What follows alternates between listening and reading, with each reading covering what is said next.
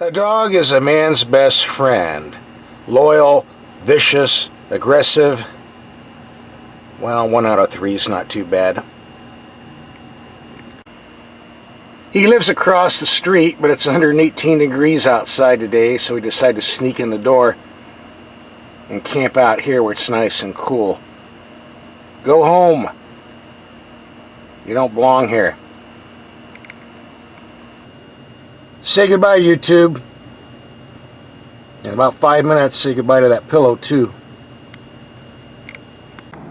Before we do this Jeep review, we need a small history lesson for you. The old Jeep Compass, the one that was sold in 2015, 2016, and 2017, has nothing to do with this brand new redesigned Jeep Compass, which is also sold as a 2017 model.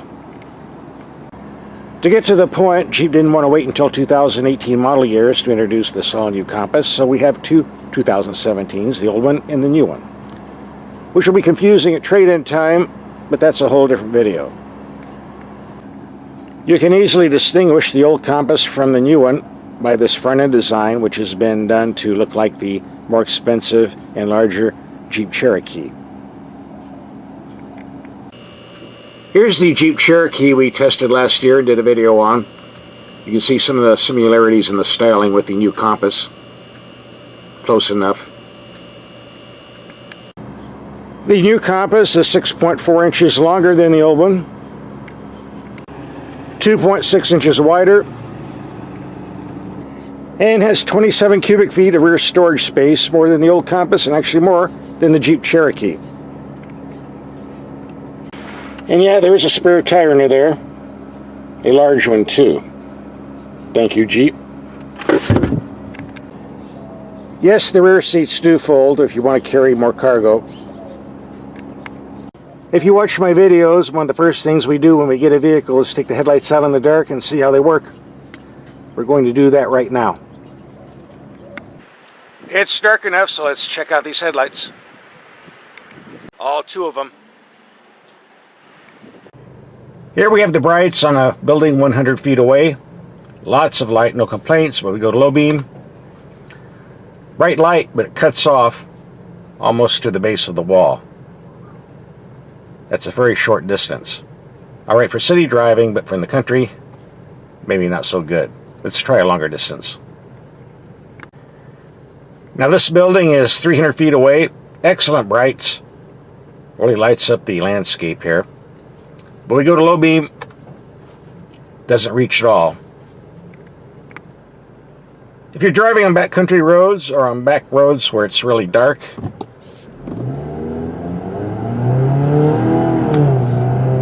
you're going to be using your brights a bit more often than other vehicles, unless you find a way to readjust these headlights for low beam. Otherwise, not an issue. Under the hood we have a off-the-shelf 2.4-liter Chrysler Fiat engine, putting out 180 horsepower and 175 pounds-feet of torque. The base models come with a choice of a 6-speed manual transmission or a 6-speed automatic. This is the upgraded version, which has the 9-speed automatic.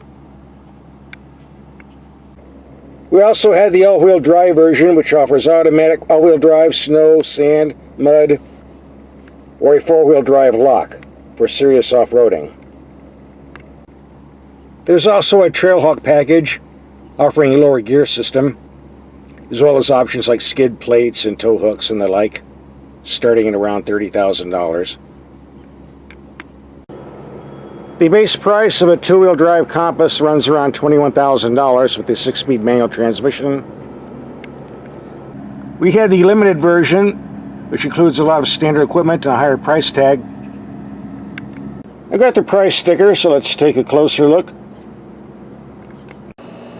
Here's the base price of the limited, and we'll scroll down and show all the standard equipment.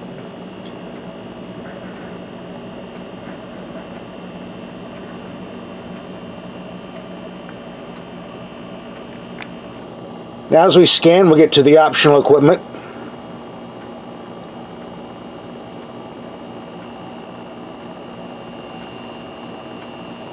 And the bottom end price. And as you can see, it's assembled by our friends down in Toluca, Mexico.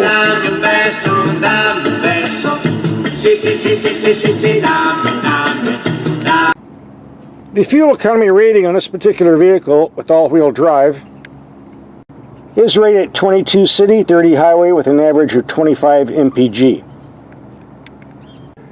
I put 70 miles on the clock. Half of this was heavy city driving and the other half expressway driving. And there's my figure, 17.2. Don't send me hate mail, I'm just the messenger here. In all fairness, it is pretty hot outside, running 100 to 118 degrees during the day. That might have an effect. We'll be driving some more to see if we can boost this figure up. Since we're standing still, this will be a good time to look at the new and improved cabin. Not the fanciest I've ever seen, but definitely better than the old one. Room for 2 adults in the rear seats, if you get rid of all the junk I've got on the floor, that is. One feature I like, and I think every vehicle on the planet should have, are adjustable headrests. You move it forward, a little more forward, or kick it all the way back. Why can't all manufacturers do this? We get a nice gauge cluster with useful information. Looks like I need to adjust some tire pressures here. A very simple, easy to use climate control system. A few knobs, a few buttons, exactly the way it should be. The screen for the navigation and radio system is large enough. No complaints about the glove box size. Actually, it's twice as big as the Ford F-150 pickup truck I had last week. Go figure. The center console's just large enough to hold a wallet or two, but that's enough. Overall, the new cabin's pretty nice, considering the price class we're in. We do get map pockets on the rear seats. I'm surprised how quiet the engine is at idle, but it gets a little louder when you get driving, and I think it's time we do some driving right now. This electric power steering has pretty good feel. It's rather responsive. I have no complaints. And thanks to the wider track, this vehicle handles like a nice sports sedan. More than it needs to for an SUV. Even with the improper tire pressures, I'm not spinning out or squealing the tires.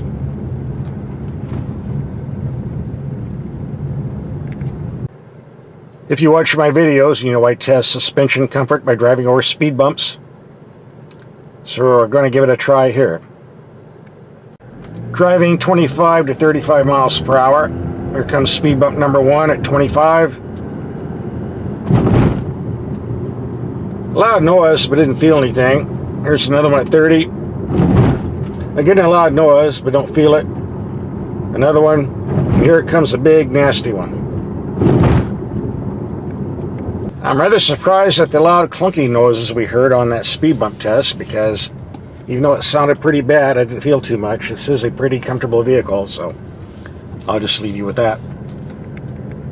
Before we do this acceleration test, I have a comment about this 9-speed automatic. This gearbox is designed for economy. It shifts way too soon, doesn't want to downshift when you're in a hurry. Now, in all fairness, it does have a manual override where you can shift the stick manually.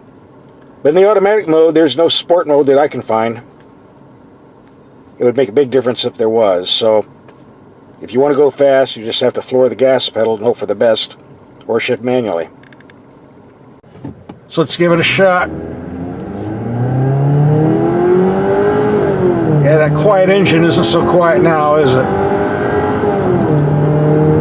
If you put your foot to the floor, the transmission will shift to red line, but otherwise, no dice.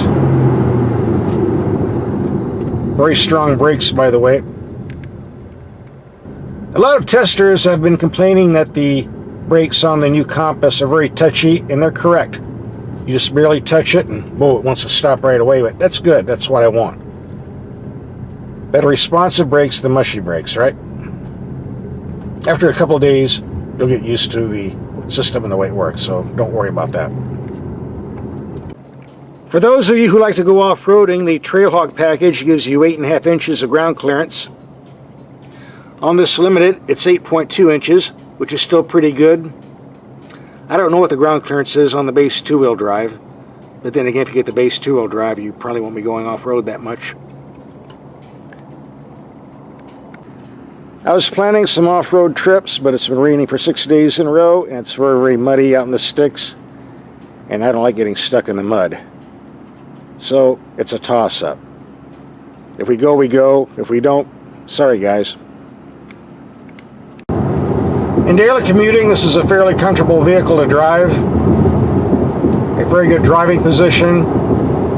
The suspension soaks up bumps fairly well. And it's fairly quiet unless you're going to floor it. Then that engine is going to groan. And groan some more. If you keep your foot in it, you get it to move. Sort of. I don't think that helped my fuel economy figures very much. We're going to do some expressway driving and see if we can get the fuel economy figures to get bumped up. So I reset the computer to 0, and on we go. We just ran a 38-mile expressway trip running between 65 and 75 miles per hour, and there's our fuel economy. I don't see it improving any more down the road. In 5 days of driving with temperatures over 100 to 110 degrees, I can definitely say this is one of the best air conditioning systems I've ever used. It's nice and freezing in here, not so much outside. No complaints whatsoever with this one. So here's my take on the new Jeep Compass. It's definitely better than the previous Jeep Compass, there's no doubt about that. Then again, it does have something in common with the old Compass, and that is the only real selling feature is the low price when compared to the competition. Of course, low price doesn't come to mind when you look at the $35,000 price tag that we had on this one, but it was loaded up with almost everything, and you can get these a lot cheaper. A moderately equipped one around $26,000, $27,000 on the sticker with the all-wheel drive system. Add to that the heavy discounts that Jeep dealers give, you probably get one even cheaper. If you need something less expensive, we also did a video on the Jeep Renegade, and we also did a video on the Jeep Cherokee if you want something more expensive. We'll have links for those videos coming up next.